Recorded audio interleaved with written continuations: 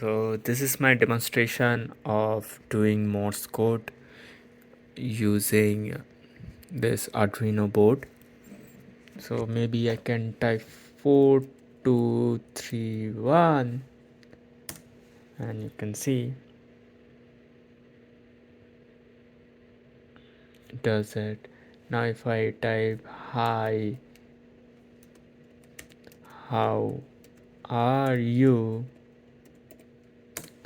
it will uh, do the message in the Morse code. Or maybe I can, it's still going on, yeah, it's done. Maybe I can say hi, 7 is good.